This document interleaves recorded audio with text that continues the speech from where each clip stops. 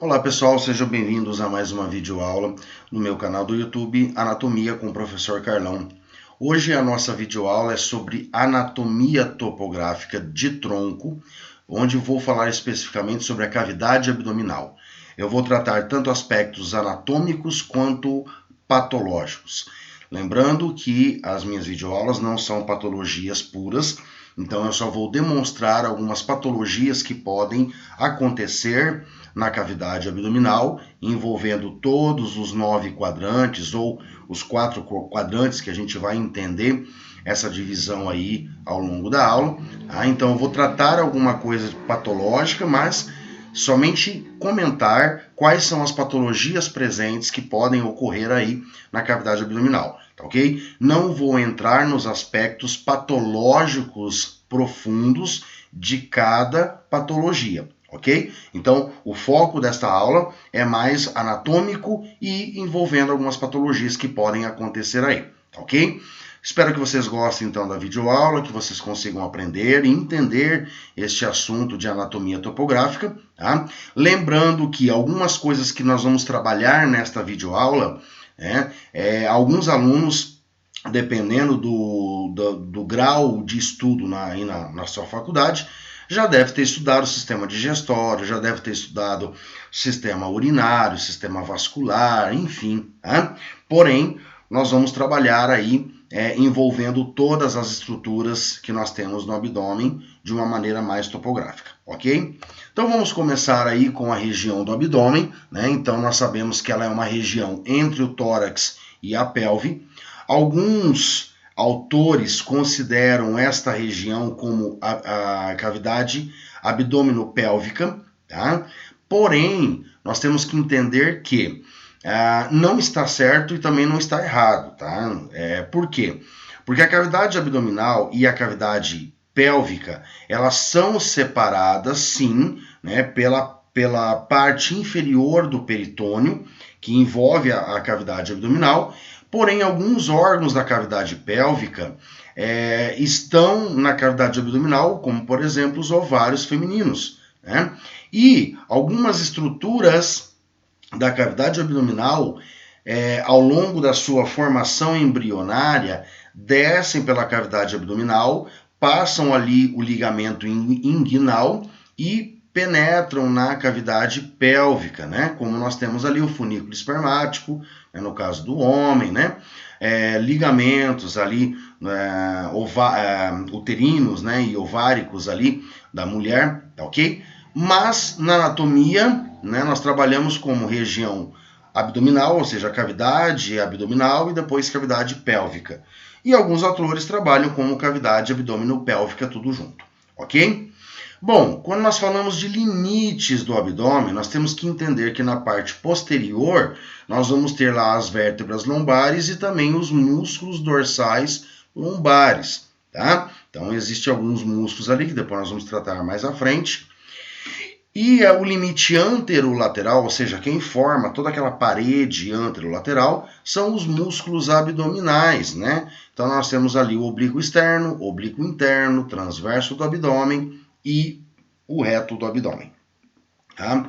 Esses músculos abdominais, eles têm função, né, além de formar essa parede anterolateral, de contração na expiração. Então, quando esses músculos se contraem, aumentam a pressão interna da cavidade abdominal, forçando os órgãos superiormente, comprimindo o músculo diafragma e comprimindo a caixa torácica, a cavidade torácica, e expulsando, né, forçando o ar sair dos pulmões. Então, isso é muito visto na expiração forçada, principalmente. Mas esses músculos abdominais também auxiliam, então, nas suas contrações para defecar, urinar, tossir e vomitar. Né? Então, todos esses comportamentos, né, esses atos aqui, né, nós utilizamos esses músculos abdominais forçando-os, né, para que o defecar, o urinar, o tossir e o vomitar sejam realizados da maneira correta.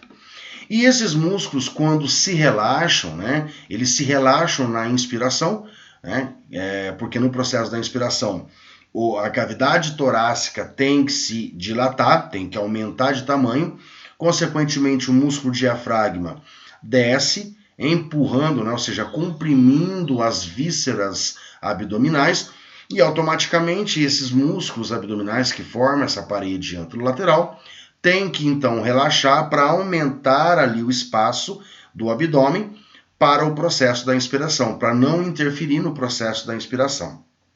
E esses músculos também têm uma grande importância no seu relaxamento no momento da gravidez, por exemplo, no caso das mulheres, na ingestão, porque nós sabemos que quando nós ingerimos alimentos, o estômago dilata, né? Os intestinos eles vão começar a ter conteúdos intestinais e de uma certa maneira vai ocupar ali, né? Vai aumentar um pouco o seu volume.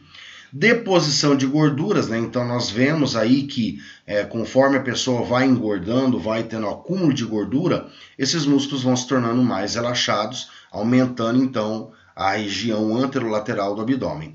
E em casos de patologias, né? Uma dessas patologias que nós podemos observar, né, que nós vamos ver daí nesta aula, é o cisto de ovário, por exemplo, né? Então o cisto de ovário, ele vai começar a aumentar então uma bolsa com líquido ali no ovário, ele vai aumentando, então nós podemos ter cistos pequenos até cistos enormes, né? Que parecem, até lembram uma gravidez, ok? Bom, quais os conteúdos que existem na cavidade abdominal, né? Quais as vísceras que nós temos ali? Nós temos vísceras digestórias, né? Nós vamos ver mais à frente quais são elas. As vísceras urinárias, vasos sanguíneos, tanto arteriais quanto venosos, nervos, linfonodos e vasos linfáticos, tá certo? Existe também o peritônio, né? O peritônio, então, ele é uma estrutura de tecido conjuntivo, né? Gorduroso, que a função dele é revestir toda a parede interna da cavidade abdominal, bem como também revestir os órgãos internos, né? Fazendo não somente revestindo os órgãos para proteção, mas também prendendo esses órgãos na parede posterior, na parede anterior, né, interna, de uma maneira geral, do abdômen. Tá? Então, o peritônio tem uma função de proteção, de defesa, tá, imunológica, porque é sabido que o peritônio apresenta muitos grupos de linfonodos, né, que agem ali numa defesa imunológica, armazenamento de gordura e também de sustentação, né? Então, essa sustentação é quando eles envolvem esses órgãos, prendendo-os, né, tanto na parede posterior da cavidade abdominal, quanto na própria parede anterior da cavidade abdominal. E nós vemos também que o abdômen ele apresenta revestimentos externos, como a pele, a tela subcutânea, que é aquela camada de gordura, né, logo abaixo da pele. Nós vamos ter fáscias, né, e vamos ter os músculos abdominais, tá certo? Bom, pessoal, então falando em questão da pele, vamos começar de externo para interno, vamos começar ali com a pele, depois nós vamos para os órgãos internos. Então a pele, ela é uma pele muito elástica, tá? Apresenta linhas de força, geralmente horizontais, por isso que uma grande parte das incisões cirúrgicas são feitas horizontalmente, exceto algumas cirurgias que precisam ser verticais, e aí utiliza-se uma linha bem no meio, né, do abdômen, que é chamado linha alba. Tá? Essa linha alba ela é formada por todas as aponeuroses, ou seja, os tendões desses músculos anterolaterais do abdômen, oblíquo externo, oblíquo interno e transverso do abdômen. Tá? Então, esses tendões direito e esquerdo desses músculos se unem aqui no meio, né, nessa linha mediana, formando a linha alba. Então, dependendo da cirurgia que precisa ser feita, a cirurgia vai ser feita com um corte vertical, uma incisão bem na linha alba. Dependendo, né, por exemplo, numa cirurgia de cesárea, por exemplo, o corte, né, a incisão ela é feita horizontalmente, tá certo? Então, essa pele ela é muito elástica, né, tanto que ela vai dilatando, ela vai esticando conforme se engorda, conforme, por exemplo, na gravidez, né? E as fáscias, né? Então, logo abaixo ali, depois nós vamos ter a camada de gordura, tá? Nós vamos ter o tecido adiposo, né? Então, nós temos aqui, ó, a fáscia, o tecido adiposo, né? Que é a gordura, a pele, a gordura, e depois agora a gente começa, então, com as fáscias, tá? Nós vamos ter a fáscia superficial e a fáscia profunda. A fáscia superficial, ela é uma tela subcutânea, né? Então nós vamos ter a própria gordura, que é a tela, que é a fáscia superficial. Então ela vai ter a gordurosa, que ela é chamada de fáscia de Camper, tá? É uma gordura, ela fica mais flácida e em uma temperatura intercorpórea bastante líquida. Ela é mais superficial e ela está mais localizada acima do umbigo. Não significa que não tenha abaixo do umbigo, só que ela tem maior quantidade acima do umbigo. Depois nós vamos ter a fáscia de Scarpa, né? A fáscia de Scarpa, que é essa outra terceira aqui, ó, tá? Que é um extrato membranoso da tela subcutânea, chamado de fáscia de Scarpa, que ela é uma parte mais membranosa, né? A gordura ela já é mais compactada, não é tão, né, solta, vamos dizer assim, como a outra camada gordurosa, né? Ela é mais profunda e ela é mais encontrada abaixo do umbigo, tá? Então ela tem maior quantidade abaixo do umbigo, não significa que ela não esteja também aparecendo acima do umbigo, tá? Ela aparece só que em menor quantidade. Depois nós temos a fáscia profunda, que no abdômen não existe, tá? Mas nós temos que dizer que existe uma fáscia profunda, tá? E na verdade essa fáscia profunda, de revestimento profundo, ela na verdade ela não é que ela não existe, ela fica em menor quantidade, quase que imperceptível, entre os músculos, né? Porém, o que acontece? Entre os músculos, nós podemos considerar ali como aqueles revestimentos musculares, né? Os epimísios, ok? Existe também, então, a veia tóraco-epigástrica, né? Que ela é formada tanto pela epigástrica superior quanto pela torácica lateral. Tá? Então, esses são os revestimentos até chegar aqui nos músculos. Quando nós chegamos nos músculos, então, nós vamos ter o músculo oblíquo externo, oblíquo interno, isso de fora para dentro, né, de externo para interno, e depois nós vamos ter o transverso do abdômen, tá?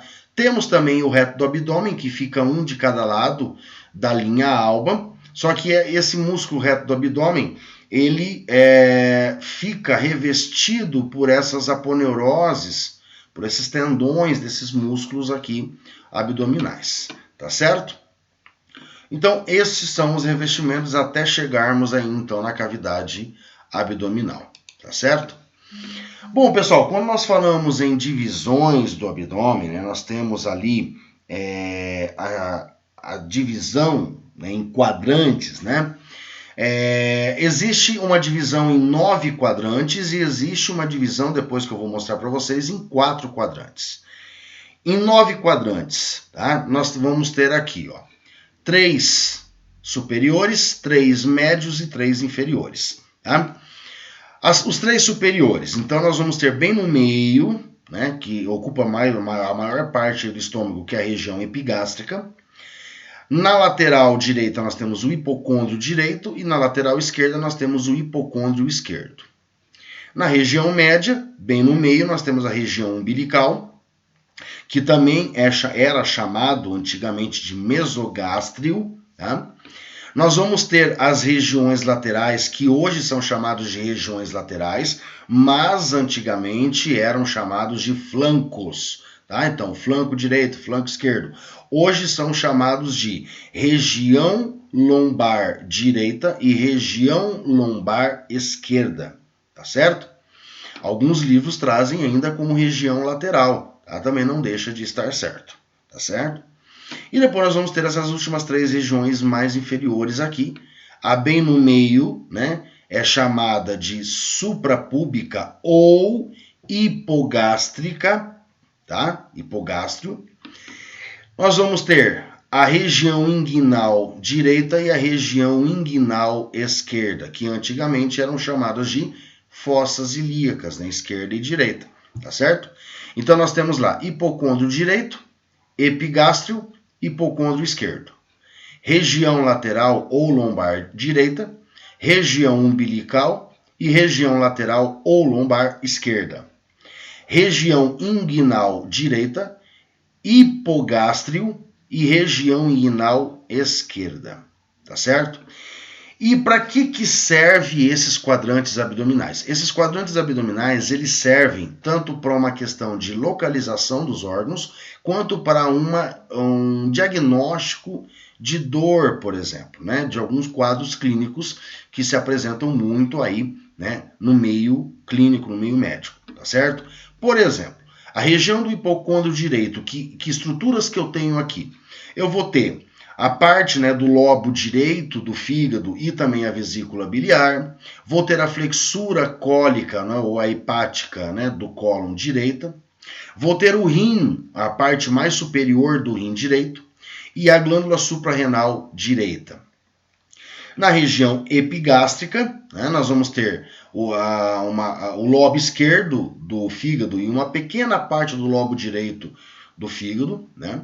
Nós vamos ter o estômago e o piloro, tá?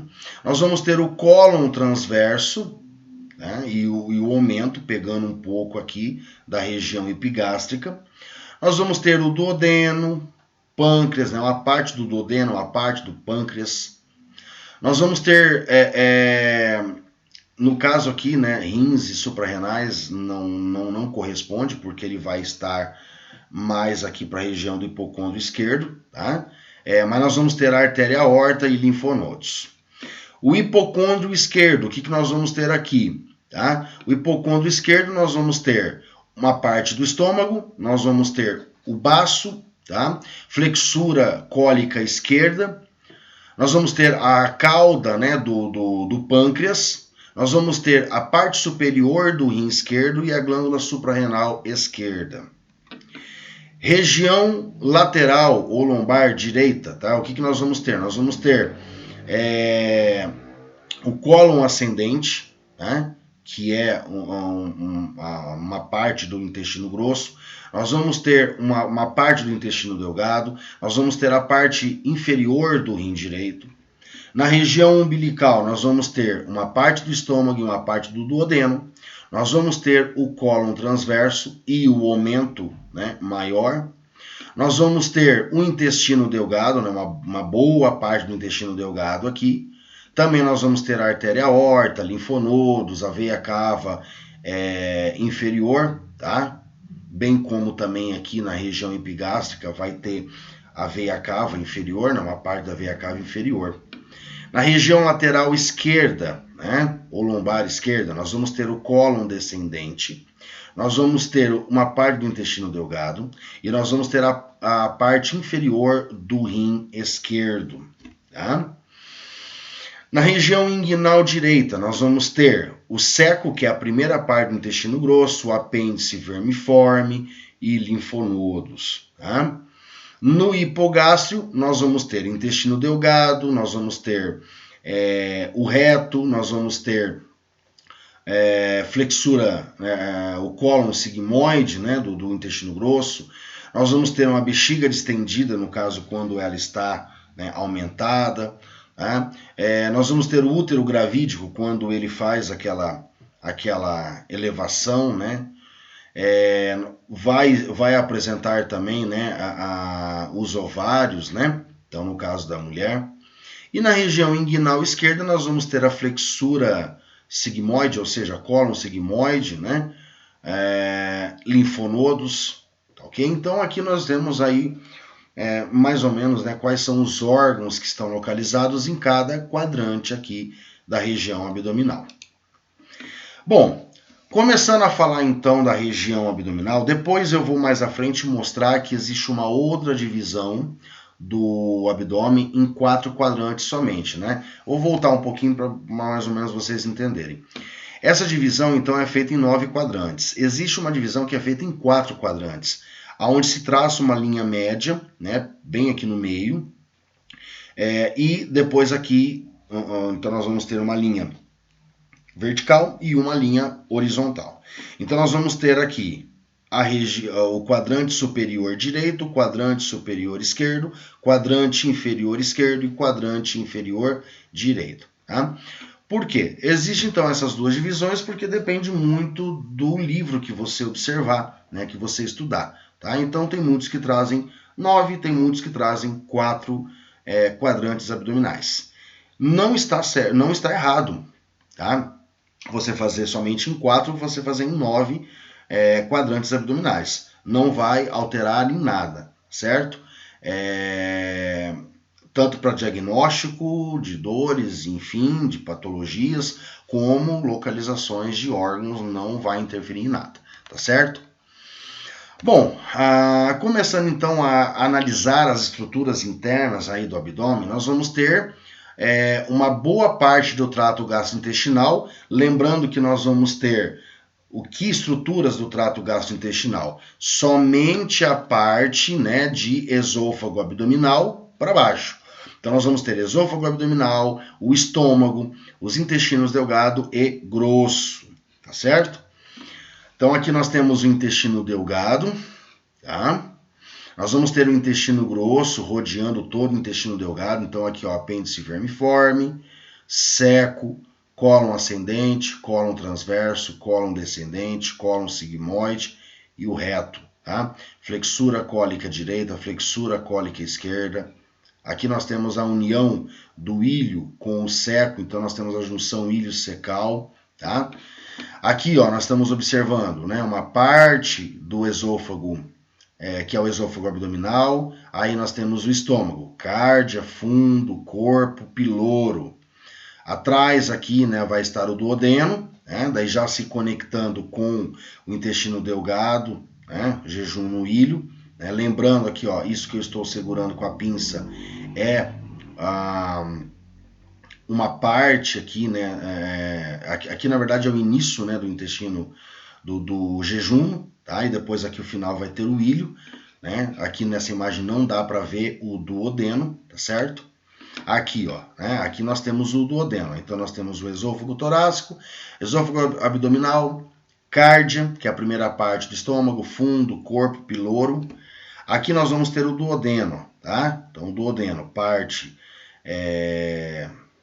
superior, parte descendente, parte horizontal e parte ascendente, tá?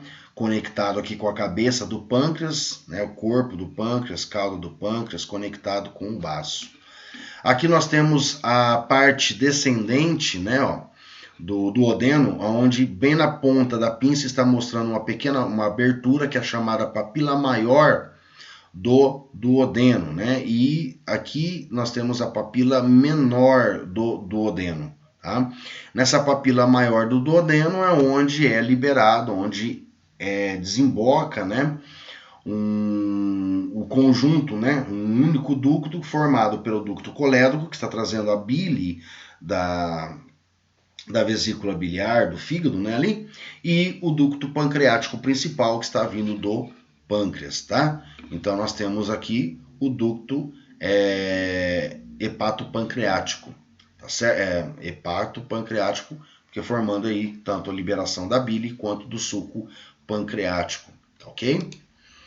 Aqui, né, ó, a junção ilho-secal, né, então nós temos o jejum, o ilho, se unindo aqui, né, se conectando com o seco, a primeira parte do intestino grosso, né, então junção ilho-secal, onde vai ter o ósteo ilho-secal, aonde do ilho, né, sai o bolo alimentar, entrando no seco, já sendo transformado, sendo chamado de bolo fecal, tá? Aqui no seco nós temos o apêndice vermiforme, que é uma estrutura que contém muitos linfócitos aqui, né? Então ele faz parte aí do sistema imunológico, né? Para combater possíveis infecções no trato intestinal, ok? Porém, esse apêndice aqui ele é fechado por uma pequena membrana, né? E quando essa membrana se rompe e as fezes, né, o bolo fecal, o conteúdo fecal cai aqui dentro, esse apêndice vermiforme ele não tem músculos que possam contrair e eliminar esse conteúdo, e aí ele começa então a sofrer um processo inflamatório, né, que nós denominamos de apendicite, e possivelmente ele pode chegar a romper antes de um procedimento cirúrgico, de uma intervenção cirúrgica, e se acaso ocorrer o rompimento, né, da apendicite, ele vai causar uma peritonite e automaticamente ele vai causar uma sepsia, né, na cavidade abdominal, ou seja, uma infecção generalizada dos órgãos ali, tá certo? Aqui nós temos o pâncreas, tá? Então aqui nós vamos ter aqui, né, mostrando a cabeça do pâncreas, o corpo e a cauda do pâncreas conectada com o baço aqui, né? Aqui nós temos o fígado superiormente, a vesícula biliar aqui, né? Ducto cístico, ok? Aqui ducto colédoco, que é o ducto cístico mais o ducto hepático comum, formando o ducto colédoco, né? Aqui nós temos o estômago rebatido aqui, tá? O que mais que nós podemos observar? Aqui nós temos a veia cava inferior, tá? Aqui a artéria aorta abdominal, né? Tronco celíaco aqui, originando a hepática comum, a gástrica esquerda e a esplênica, né? Artérias esplênicas, né? Também nós temos ali posteriormente a artéria renal, que está bem atrás de tudo isso aqui, que não dá para nós observarmos, né?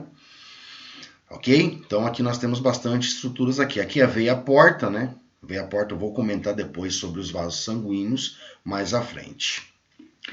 Bom, aqui nós temos também na cavidade abdominal estruturas do sistema urinário, então nós vamos ter dois rins, um direito e um esquerdo.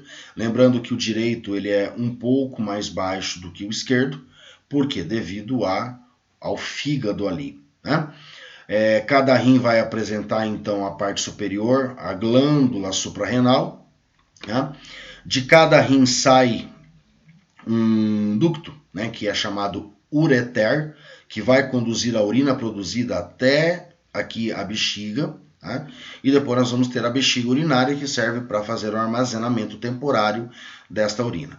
Então aqui nesta imagem da esquerda nós temos aqui o rim, né, ó, o rim, a glândula suprarrenal aqui, o ureter esquerdo, o ureter direito entrando aqui então na bexiga, tá certo? Nessa imagem aqui a gente consegue observar a artéria aorta abdominal, a veia cava inferior, veias renais, artérias renais, veia porta, né? Aqui o tronco celíaco, né? Originando então uma artéria que vai para o fígado, uma que vai para o estômago e outra que vai para o baço pâncreas e estômago também, que é a esplênica, tá certo? Bom, além de tudo isso, né, nós vamos ter ali o peritônio, né, porque daí os vasos sanguíneos eu vou falar mais para frente, tá certo? Então o peritônio, né, como eu falei, ele é uma membrana serosa formada de tecido conjuntivo que reveste os órgãos internos e também a parede da cavidade abdominal, tá? Então nesta imagem aqui é este risco em vermelho, né, o nosso peritônio. O peritônio ele é dividido em parietal, quando está revestindo a parede interna do abdômen, tanto anterolateral quanto posterior, e visceral, quando reveste os órgãos internos, tá? Entre os dois peritônios existe a cavidade peritoneal, tá? Que existe uma pequena quantidade de líquido peritoneal, tá? Quase que inexistente num ser normal. Com patologia, aí sim, ele pode acumular líquidos ali nessa cavidade, tá certo?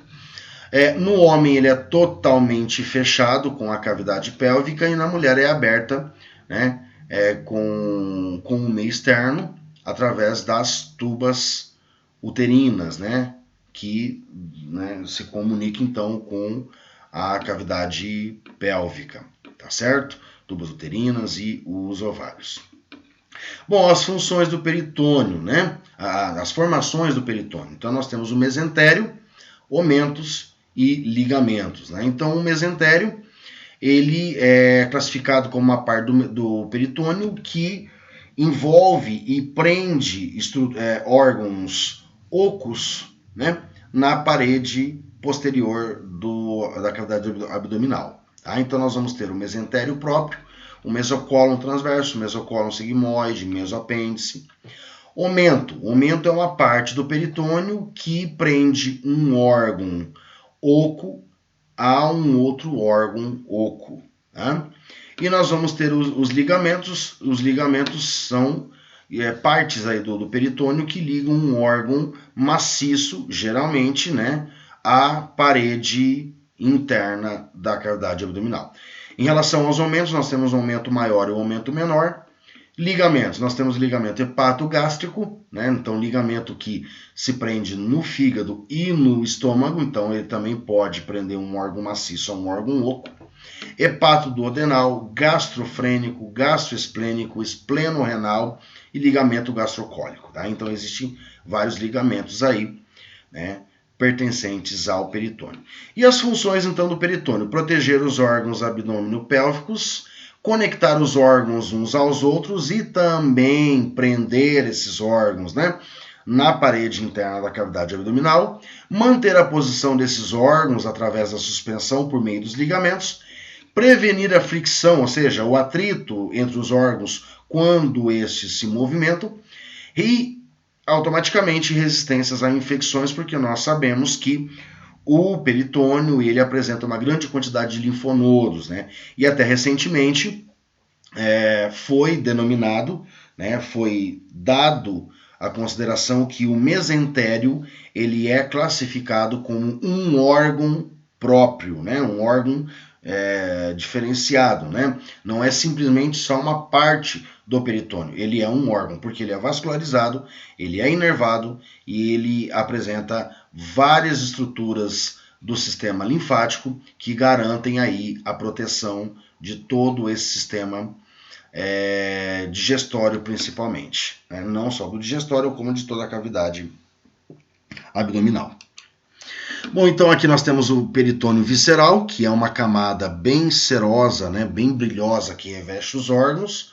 Cada órgão vai ter um peritônio. Alguns órgãos vão ter peritônio envolvendo todo ele por completo, e alguns órgãos vai apresentar somente peritônio, desculpem pessoal, vai apresentar somente peritônio em uma das suas faces, né? Geralmente só na face anterior, como a gente vai ver mais à frente. E nós temos o peritônio parietal, que reveste a parede interna, né, da cavidade abdominal, tá? Então, como esta membrana aqui revestindo as paredes internas da cavidade abdominal.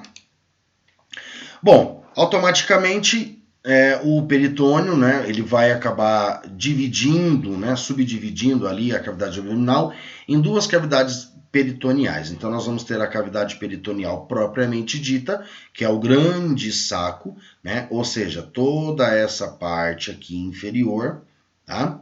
E nós vamos ter a bolsa omental, que é o pequeno saco que fica, né, aqui, ó, posterior ao estômago, né? Então, entre o estômago e o pâncreas, né? Então, aqui é o saco, a bolsa omental ou o pequeno saco, né?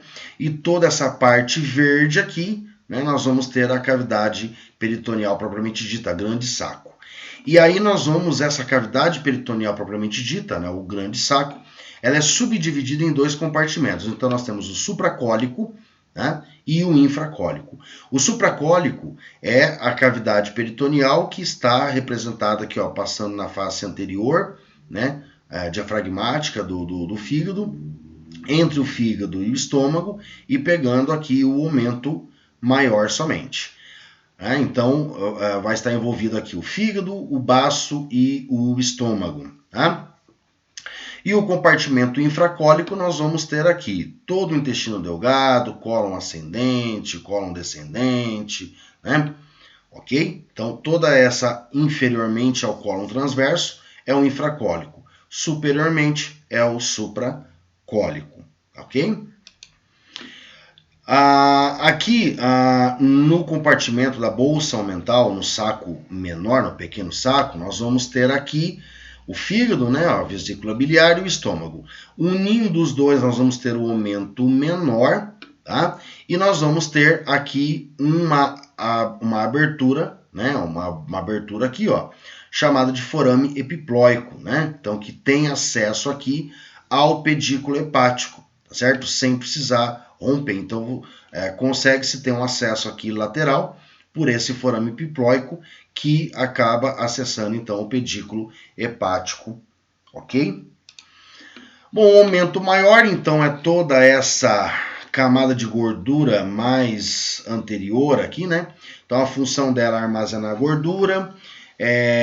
E olha que interessante, o próprio aumento maior, ele faz uma movimentação, ele se movimenta até o local de uma infecção, por exemplo. E aí ali ele adere, aumenta, né, a irrigação sanguínea local, ajudando a prevenir a disseminação de infecções. Então, por exemplo, quando uma pessoa sofre um acidente, por exemplo, ou automaticamente ela passa por um processo cirúrgico, vai acabar gerando algum processo infeccioso ali dentro. Tá? Então, o que vai acontecer? Esse peritônio ele vai se dirigir, ele vai se movimentar até esse processo infeccioso, vai acabar aderindo, né? Vai acabar se misturando ali com esse processo inflamatório, com esse processo infeccioso, e causando o que nós chamamos de aderência peritoneal. Tá? Aderência peritoneal, ok? Ele se prende, então, na curvatura maior do estômago, ele desce, ele faz uma curva e volta, e se prende daí no cólon transverso do intestino grosso. Okay? Automaticamente ele vai ser formado por duas pregas, né? A borda anterior, uma prega anterior e a prega posterior. Tá?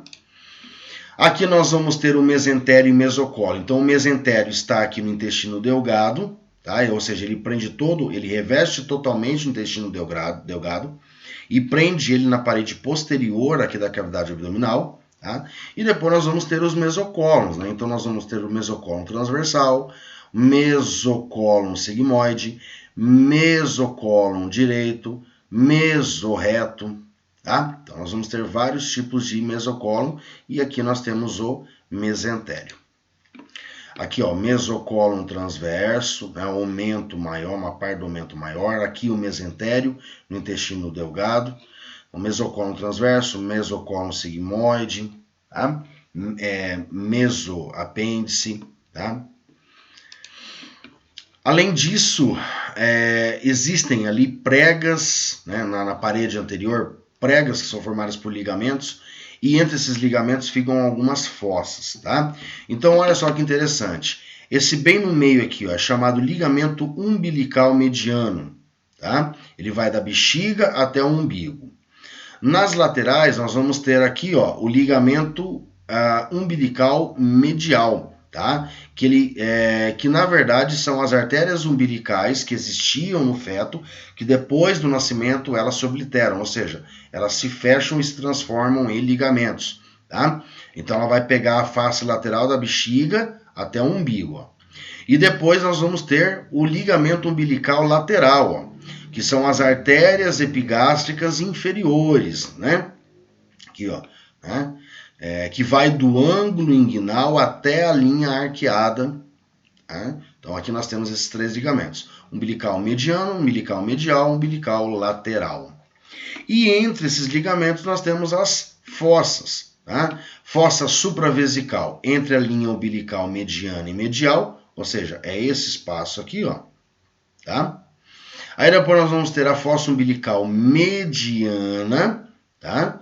Que vai ficar entre a linha umbilical medial e a lateral, tá? E depois nós vamos ter a fossa inguinal lateral, que ela vai ficar lateral aqui, ó, nessa lateral aqui do ligamento umbilical lateral, tá? Então aqui nós vamos ter a fossa supravesical, fossa umbilical mediana e fossa inguinal lateral, tá ok?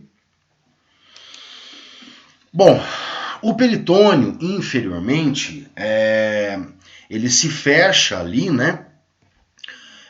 Dividindo, então, separando a cavidade abdominal da cavidade pélvica. Mas vejam só que interessante, né? Eu comentei nos slides anteriores que no homem não apresenta comunicação e na mulher sim, Por quê? Porque as tubas uterinas e o próprio ovário, eles estão conectados com o útero, porém estão na cavidade abdominal. Então, ocorre aí, né, uma comunicação da cavidade abdominal na mulher com a cavidade pélvica através do peritônio. Tá? E o que nós podemos observar? Que aqui na parte inferior, né, separando ali a cavidade abdominal da cavidade pélvica, em algumas partes o peritônio vai formar um recesso, uma parte mais funda. Tá? Então, automaticamente o homem ele vai apresentar somente, né, uma parte mais funda, e a mulher vai apresentar duas partes mais fundas. E essas partes mais fundas são chamadas de recessos peritoneais. Tá? No homem vai existir somente um recesso vésico-retal. Vésico vem, né, em relação à bexiga, e retal do reto. Então, é um espaço, é uma parte mais funda do peritônio que fica entre o reto e a bexiga urinária no homem, vésico-retal. Na mulher existem dois recessos, né? Então, o vésico uterino e o reto uterino. Reto uterino fica entre o reto e o útero, né? Essa maior aqui, ó. E o vésico uterino fica entre a bexiga e o útero, né? Então já é um espaço menor, né? Mais fechado, menos profundo, tá? Então o reto uterino, também chamado antigamente de saco de Douglas, tá? Ou recesso de Douglas, é o maior que fica entre o útero e o reto feminino, tá? Outra coisa que é interessante, que eu acabei até não comentando, né, esquecendo de comentar, o que acontece? Em relação à relação dos órgãos abdominais com o peritônio, nós podemos ter órgãos intraperitoneais, retroperitoneais e extraperitoneais. Tá? O que seriam, então, órgãos intraperitoneais? São órgãos que estão envolvidos totalmente pelo peritônio, como, por exemplo, o estômago, o intestino delgado. Tá? Então, eles são órgãos totalmente intraperitoneais. Já, por exemplo, nós temos os órgãos retroperitoneais, ou seja, são órgãos que estão na cavidade abdominal, que são revestidos somente em uma parte só pelo peritônio, mas estão atrás do peritônio, como no caso, por exemplo, dos rins, o rim direito, o rim esquerdo, a artéria aorta, veia cava inferior. Tá? Então, esses órgãos são classificados como retroperitoneais. Tá? Então, intraperitoneais, intestino delgado, estômago. Tá? Então, esses órgãos são exemplos de órgãos intraperitoneais. Retroperitoneais, nós temos ali os rins, o pâncreas, o baço, artéria aorta abdominal, veia cava inferior. Tá? Então, esses são órgãos retroperitoneais. E nós temos os órgãos extraperitoneais ou infraperitoneais, como no caso os órgãos pélvicos. Tá? Por quê? Extraperitoneais, porque estão fora da cavidade abdominal, mas não deixam de ser revestidos em uma de suas faces pelo peritônio. Então, os órgãos extraperitoneais são, no caso, por exemplo, do homem, o reto e a bexiga, né? E no caso da mulher, o reto, o útero e a bexiga. Lembrando que os ovários e as tubas uterinas estão na cavidade abdominal, tá? Então, elas não são classificadas como extraperitoneais, tá certo? Bom, em relação aos vasos sanguíneos da cavidade abdominal, né, nós vamos ver aí primeiramente a artéria aorta abdominal, e nós vemos que a artéria aorta abdominal, né, ela penetra ali o hiato aórtico lá no diafragma, entra na cavidade abdominal, vai até a L4, né, a quarta vértebra lombar, onde ela termina e origina então as ilíacas, né, direita e esquerda, que vão para a cavidade pélvica. Mas em todo o trajeto que ela desce pela cavidade abdominal, ela vai originar algumas artérias, tanto artérias que vão para os órgãos, quanto artérias que vão para as paredes abdominais. Então nós temos aqui ramos parietais. Então nós vamos ter as artérias frênicas inferiores, ó, frênicas inferiores, tá? Suprarrenal superior, suprarrenal média, suprarrenal inferior, tá? Nós vamos ter a primeira a quarta artérias lombares direita e esquerda, ó, 1, 2, 3, 4.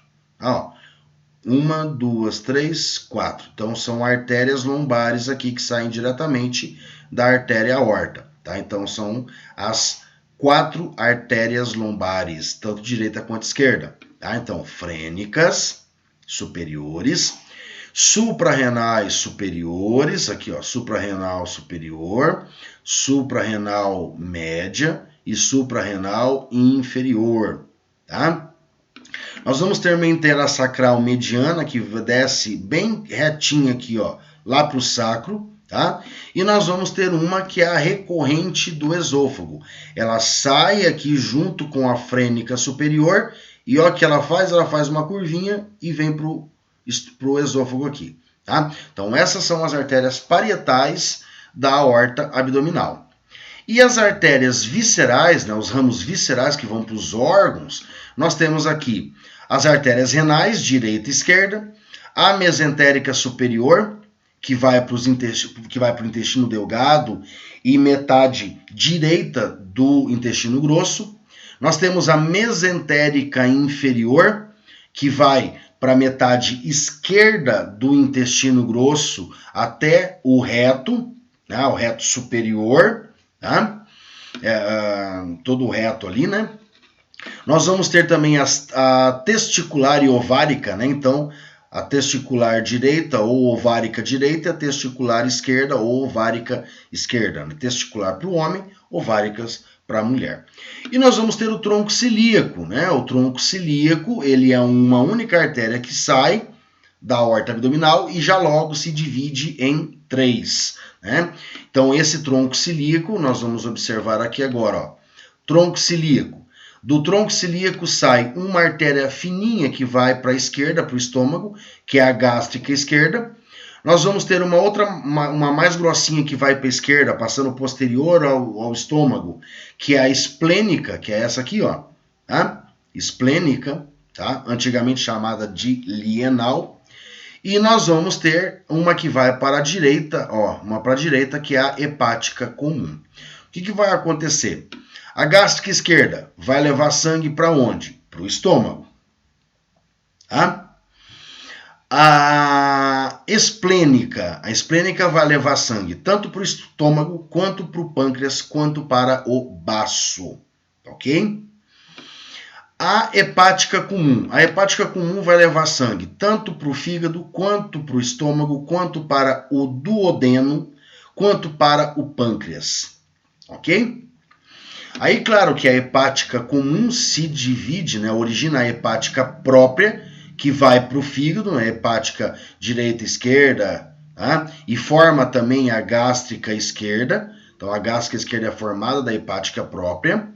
Nós temos aqui, sendo originadas da hepática comum, a gastroduodenal, tá? Que é uma que vem tanto para o estômago quanto para o duodeno, ok?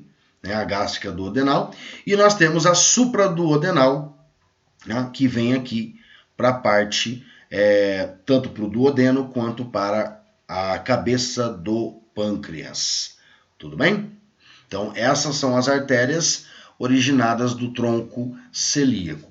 E além das renais, mesentérica superior, mesentérica inferior, né, testiculares ou ováricas, né? Direita e esquerda, tá certo? Bom, aqui então mostrando, né, numa imagem real, aqui a artéria aorta abdominal, tá? Aqui nós temos o tronco celíaco mostrando a esplênica, a gástrica esquerda e a hepática comum, a mesentérica superior, a renal de esquerda aqui, a mesentérica inferior, a mesentérica inferior aqui, tá certo? E agora vamos para as veias, né? Então as veias que nós vamos ter ali na região abdominal, nós vamos ter uma principal, que é a veia cava inferior, que é formada pelas veias ilíacas direita e esquerda, que estão vindo, né, de membro da cavidade pélvica, e essa veia cava inferior, ela vai receber várias outras veias, né? Como nós temos as veias lombares, a veia gonodal direita e esquerda, as veias renais, né? As veias hepáticas direita, esquerda e média, a veia suprarrenal direita, veia suprarrenal esquerda, veia frênica inferior, né? Esquerda e direita, tá? Então ela vai receber várias veias aqui a nível da cavidade abdominal. Lembrando que as artérias que são originadas da aorta abdominal, que apresentam seus nomes, as veias vão ser praticamente do mesmo nome, ok? Então, por exemplo, a veia renal, nós temos a artéria renal, né? Por exemplo, a artéria frênica inferior, esquerda e direita, nós vamos ter as veias também, tá? Artérias testiculares, né? Ou ováricas, que é a gonodal. Então, nós vamos ter a veia gonodal, né? Nós temos as artérias primeira a quarta lombares, nós vamos ter as veias, tá? Lombares, ok? Então, nós vamos ter, né, praticamente as veias com os mesmos nomes das artérias que foram originadas, chegando então aqui na veia cava inferior, ok? E essa veia cava inferior, ela vai atravessar o diafragma e vai penetrar no átrio direito do coração por baixo, ok? Além dessas veias abdominais, nós vamos ter a veia porta. A veia porta é uma veia que entra, então, aqui especificamente no fígado. Essa veia porta, e lembram que, olha só que interessante, a veia cava inferior não recebe as veias mesentéricas, superior e inferior, muito menos a veia esplênica. Então, para onde que essas veias vão? Elas vão formar a veia porta. Então, toda a veia mesentérica superior, que vem lá do intestino delgado e metade direita do intestino grosso. A veia mesentérica inferior, que vem na metade esquerda, né, do final do intestino grosso. E a veia esplênica, que está trazendo sangue do pâncreas, do baço, do estômago, né? Também aqui, né, do duodeno. Todas essas três veias, então, a esplênica, a mesentérica superior e a mesentérica inferior, se unem formando a veia porta e entra, então, no fígado para, né, distribuir esse sangue venoso. Lembrando que todos esses sangues venosos estão vindo do intestino delgado, intestino grosso, estômago, pâncreas, duodeno e baço. Ou seja, todos os nutrientes e líquidos que nós absorvemos, né, por essas estruturas, vai nessa veia porta, entra no fígado para depois, então, essas substâncias serem, então, metabolizadas pelo fígado, ok? Bom, pessoal, vamos, então, aqui falar agora um pouco sobre as patologias do abdômen, né? Que tipos de patologias que nós podemos ter a nível do abdômen, ok? Bom, aqui nós temos então a divisão, né, nos 9 quadrantes aqui do abdômen, né, lado direito, lado esquerdo, ou seja, hipocôndrio direito, hipocôndrio esquerdo, epigástrio, umbilical, lateral esquerda, lateral direita, inguinal esquerda e hipogástrica. Então, o que pode acontecer em cada quadrante desse? Por exemplo, no hipocôndrio direito, eu posso ter problemas na vesícula, como pedra na vesícula, inflamações da vesícula biliar, doenças do fígado, que são variadas, né, as doenças do fígado, problemas também no pulmão direito, tá? Na região epigástrica, refluxo, má digestão, úlcera gástrica, gastrite, né, que estão relacionados ao estômago, inflamação também da vesícula biliar e pode também, né, apresentar dor aí relacionado ao infarto do miocárdio do coração, tá, por causa da inervação. No hipocôndrio esquerdo, né, nós podemos ter gastrite, porque ainda pega uma parte do estômago, úlcera gástrica, inflamações do baço, problemas do pulmão esquerdo e excesso de gases.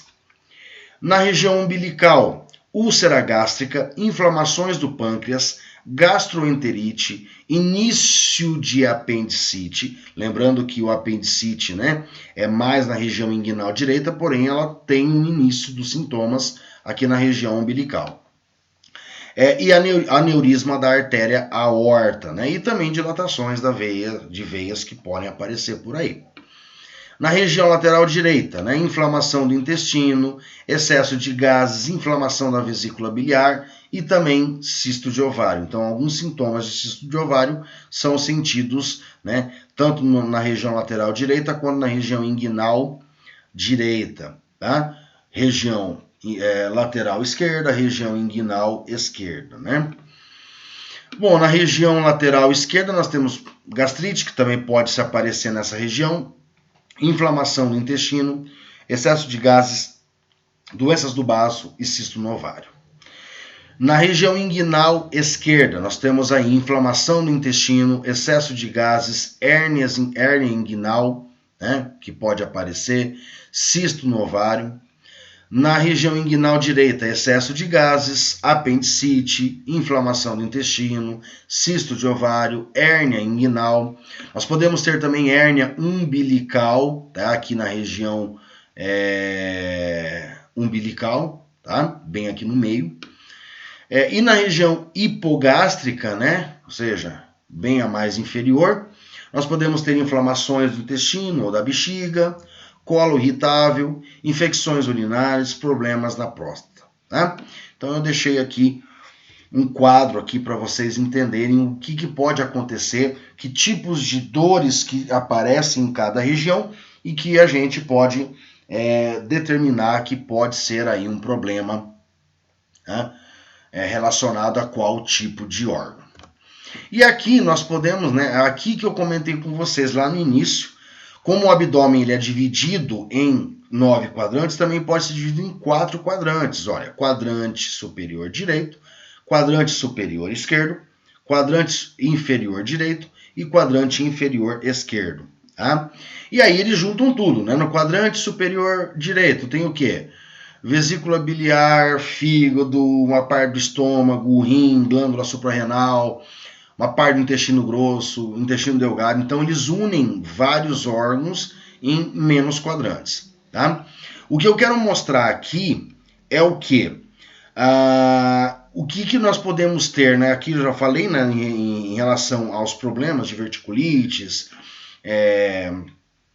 hérnias, enfim. Mas existem dores abdominais que elas não são localizadas. Esses tipos de dores aqui, a maior parte são localizadas. Então, dependendo da dor que você sente, em qual região, você pode supor que pode ser o quê? Um apendicite, um cisto de ovário, uma hérnia, né? Excesso de gás, enfim, por aí vai. Porém, existem algumas dores que são difusas e que fica meio complicado de você determinar. Claro que o médico ele vai saber, né? O enfermeiro já com prática ele vai saber, né, através da prática ali, mas que ela é muito difusa. Por exemplo, a pancreatite aguda, ela é uma dor difusa, ela não fica especificamente aqui nessa região aqui, ó, né, na epigástrica ou hipocôndria esquerda ou umbilical. Ela pega como se fosse uma mais regiões, então ela acaba ficando difusa, né? Cetoacidose diabética, apendicite precoce, tanto que a apendicite precoce ela pode aparecer aqui na região umbilical e depois a crônica, né, ela vai aparecer mais aqui na região inguinal direita, né? Interrupção de fluxo sanguíneo no intestino, por exemplo, isquemia, infecções da cavidade abdominal, no caso a peritonite, que daí ela vai pegar geral, dor geral. crise falciforme, febre tifoide, obstrução intestinal, gastroenterite. Então, são patologias que apresentam dores abdominais bem difusas, né? Acabando dificilmente de você distinguir qual região realmente está acontecendo. Aí, através disso, tem que fazer o quê? Tem que fazer exames, né, de uma ressonância, né, ou até um ultrassom, para tentar determinar exatamente aonde que está o problema, tá? Porque ela é uma dor bem difusa mesmo, tá certo? Cálculos renais, por exemplo, né, já pegam mais a parte inferior, a região inferior do abdômen, né? Doença inflamatória pélvica, rupturas de um aneurisma da aorta abdominal, por exemplo, vai pegar mais a região inferior, porque todo o sangue vai descer, né? Problemas de cisto de ovário ou testículo, né? Gravidez ectópica, ou seja, gravidez fora do útero, né? Hérnias, de uma maneira geral, já é mais na região inferior, tá? Então, aqui nós vemos aí bastante patologias que podem acontecer aí na região abdominal, ok?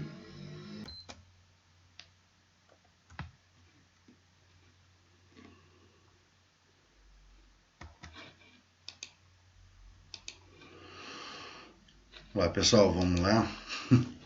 Deu um pequeno erro aqui, deu uma travada no computador, mas vamos continuar aqui. Então, pessoal, eu parei aqui, né, falando sobre essas dores abdominais difusas, né, e quais os tipos de patologias que poderiam aparecer aqui a nível do abdômen, tá? Então, eu vou falar sobre algumas patologias que podem acontecer, demonstrando alguns exemplos aí, tá? Então, primeiro que nós podemos ter aqui, abdômen agudo, né? Então, é um processo intraabdominal com dor muito severa e geralmente requer alguma intervenção cirúrgica de emergência. A principal característica é a dor abdominal aguda, é uma dor muito severa, progressiva, começa de forma súbita, geralmente com menos de 7 dias, tá? Pode ser devido a uma patologia potencialmente grave, fatal, como, por exemplo, uma úlcera perfurada, uma gravidez ectópica, uma isquemia mesentérica, ou, em outras situações, pode ser doenças benignas, como diarreia, dispepsia e assim por diante, tá? Apendicite é o mais comum em indivíduos jovens, né? Enquanto doença biliar, obstrução intestinal, isquemia intestinal e infarto também pode acontecer. Diverticulite são os mais comuns no caso, adultos, né, e mais idosos, tá? A maior parte das doenças cirúrgicas associadas ao abdômen agudo são resultados de infecções, ou obstruções, ou isquemias, ou perfurações, tá? Então, é quando nós temos aí uma dor generalizada no abdômen e bem forte, né, as dores ali, tá? Em relação a colos, né, intestinais e reto, nós podemos ter o câncer de colo, né, o HPV, pólipos intestinais, tá? Então, esses tipos de cânceres aí estão relacionados tanto à história familiar quanto também fatores alimentares, ou seja, dieta, né? Podem aumentar esse risco aí. Os sintomas incluem hemorragia ao defecar, fadiga e fraqueza. Colonoscopia frequentemente é realizada para se fazer o diagnóstico. O câncer identificado precocemente tem muito mais chance de cura, isso a gente sabe, né? E a cirurgia de remoção do câncer é geralmente realizada tanto para uma biópsia quanto para retirar então esse câncer aí para que ele não evolua mais, ok? Tá? Então aqui o câncer de colo, né, o HPV, o que ele causa, pólipos. Em relação ao esôfago, então nós podemos ter câncer do esôfago, tá? O mais frequente, né, os tipos mais frequentes de câncer de esôfago são o carcinoma, né, e o adenocarcinoma. O carcinoma ocorre mais na parte superior do esôfago e o adenocarcinoma é mais na parte inferior. Então, o uso de tabaco, álcool, infecções por papilomavírus, alguns distúrbios esofágicos também são fatores de risco para desencadear o câncer de esôfago, né? Os sintomas mais comuns incluem dificuldade para engolir, perca de peso e, posteriormente, dor. O diagnóstico é baseado em endoscopia, tá? A menos que detectado com antecedência, quase todos os casos de câncer de esôfago são fatais, então, ou seja, quanto mais cedo você detectar, mais chance de sobrevida o indivíduo vai ter, né? E é utilizado muito cirurgia, quimioterapia e outros tipos de terapias para ajudar a aliviar os sintomas. Então, esse aqui é um tipo de câncer de esôfago. Nós temos também, pode ocorrer a papilose adenomatosa familiar, tá? Que ocorre nos intestinos, certo? Então, ele é um transtorno hereditário, causando inúmeros pólipos nos cólons do intestino, tá? Principalmente do grosso, né? Geralmente são assintomáticos, mas porém podem apresentar fezes com sangue. O diagnóstico é feito por colonoscopia e exames genéticos, né? E para se detectar que é a papilose adenomatosa, tem que ser mais de 100 pólipos presentes ali, tá? E o tratamento consiste em colectomia, ou seja, a retirada dessa parte do cólon aí, tá? Então aqui, ó, é uma imagem da direita, né, um pequeno fragmento do cólon após a operação. Observa-se que em poucos centímetros observa-se centenas de minúsculos pólipos, né? Então aqui uma colonoscopia, certo? Então aqui foi feita uma colectomia e aqui uma colonoscopia, que se observa-se então os pólipos. Tumores estromais, então tumores estromais gastrointestinais são tumores originários de células precursoras, né, tumorais, crescimento lento, maligno, né, muitos, ou seja, de 60% a 70%, ocorrem no estômago, de 20% a 25% no intestino delgado e uma pequena, né, um pequeno número aí ocorre no esôfago, no cólon e no reto. Então nós vemos aí que é mais no estômago e no intestino delgado e pouquíssimos aí no esôfago e no intestino grosso e no reto, tá? A média etária que se aparece aí entre os 50 e 60 anos, sintomas são tumores, né, que variam com a localização, incluem sangramento e obstrução do órgão. Diagnóstico geralmente é por uma endoscopia com biópsia e uma ultrassonografia endoscópica para se detectar melhor aí, né? O tratamento dos tumores estromais geralmente são cirurgia, né, uma remoção cirúrgica. Em alguns casos utiliza-se sim uma radioterapia ou uma quimioterapia para se eliminar então esses tumores aí, caso a cirurgia não resolva, tá? Então aqui no estômago, aqui no intestino, tá? Então aqui nós temos uma tomografia computadorizada, né, observando aqui, certo? E aqui é uma lesão gástrica, tá, em crescimento, ok? Então tumores também podem acontecer. Câncer de pâncreas, né? Os sintomas incluem perda ponderal, né? Ou seja, perca do próprio órgão, dor abdominal, icterícia, né? O diagnóstico é feito por tomografia computadorizada, ultrassonografia e ressonância magnética, e o tratamento consiste na retirada desse órgão cirurgicamente e quimioterapia junto, né? Para evitar que o órgão que o câncer volte. Tá? Então aqui nós podemos observar o pâncreas aqui com câncer.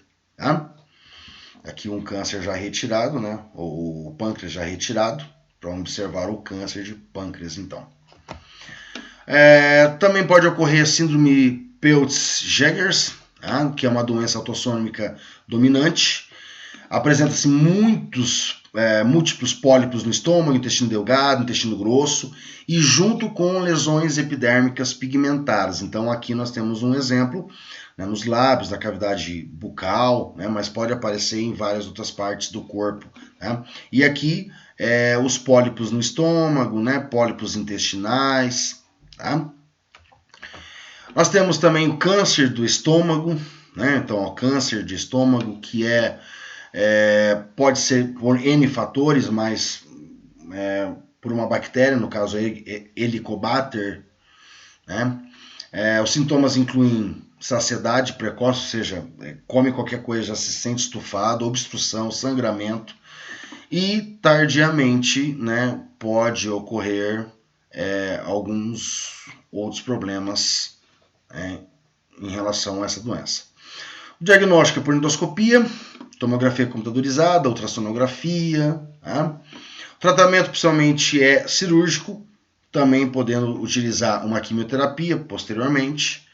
E a sobrevida é baixa, né? A longo prazo é baixa, exceto para pacientes com doença local. Se esse câncer se espalhar, aí a sobrevida é muito baixa, tá certo? Aqui nós temos também patologias no fígado, né? Nós podemos ter fibrose, cirrose, né? Então aqui exemplos de fígado com cirrose, né? Ó, tá? Aqui um fígado seccionado, aqui um fígado saudável e um fígado com cirrose para se observar, então a diferença, né? Patologias que podem incluir aqui na vesícula biliar pedras de vesícula, né? Então o endurecimento aí, né, da bile, né, com os sais biliares ali formando então essas pedras de vesícula, tá? E nós podemos ter também as hérnias abdominais, né? Então nós podemos ter hérnia femoral, inguinal, incisional, umbilical, epigástrica, né? Então aqui nós temos na imagem na direita uma hérnia inguinal, visão por videolaparoscopia, tá? Aqui nós temos dois tipos de hérnia inguinal, tanto a direta quanto a indireta, né? A direta entra, né, então, uma grande parte aí do intestino no canal inguinal, e na indireta ele aparece somente um pedacinho, ó, não entrou por completo, tá? Mas então nós temos aí vários tipos de hérnias que podem acontecer, tá? Levando em consideração que na região umbilical aqui nós temos, né, depois que o umbigo se fechou, que continuou ali, né, o que era então o cordão umbilical, por ali existe uma membrana interna que, quando ela se rompe, o intestino pode penetrar. O mesmo acontece aqui na inguinal, né? Pegando aqui o canal inguinal. Esse canal inguinal, ele é um canal formado pela descida do testículo, quando ele se forma aqui na região da cavidade abdominal. Então, conforme ele vai descendo, ele vai formando um canal até ele se depositar então lá na bolsa escrotal. E aqui internamente existe uma tela, né? Uma membrana que fecha esse canal. Porém, quando essa membrana se rompe, uma parte do intestino penetra por esse canal aqui, né, formando então as hérnias, tanto inguinais quanto as femorais, tá ok? Bom, pessoal, então chegamos ao fim desta videoaula sobre cavidade abdominal. Então eu falei das principais estruturas que existem na cavidade abdominal, né? Não trabalhei, por exemplo, as partes do estômago, as partes do fígado, enfim, porque essas aulas eu até tenho lá no meu canal do YouTube, então quem estiver estudando especificamente sistema digestório, vai estudar o sistema digestório e aí vai aprender todas as partes de cada órgão, enfim. Tá? Então esta aula é uma aula mais global, né? Uma visão mais global da cavidade abdominal, o que nós temos ali na cavidade abdominal, a relação entre cada estrutura ali, né? E eu tive a intenção de focar mais para essas patologias que podem chegar a acontecer, então, na cavidade abdominal, tá certo? Mas quem quiser, né, aprender especificamente sobre fígado, estômago, baço, pâncreas, rins, né, intestinos, eu tenho todas essas minhas videoaulas lá no meu canal do YouTube, então vocês podem observar lá que vocês vão conseguir entender. Tanto também vasos sanguíneos, né, inervação e assim por diante, tá ok? Espero que vocês tenham gostado desta videoaula, espero que vocês tenham entendido o conteúdo e não deixem de comentar então na descrição do vídeo dúvidas, sugestões, reclamações, elogios, que estarei respondendo a todos vocês. Então desejo a todos ótimos estudos, um grande abraço a todos e nos vemos até a próxima videoaula do meu canal do YouTube Anatomia com o professor Carlão.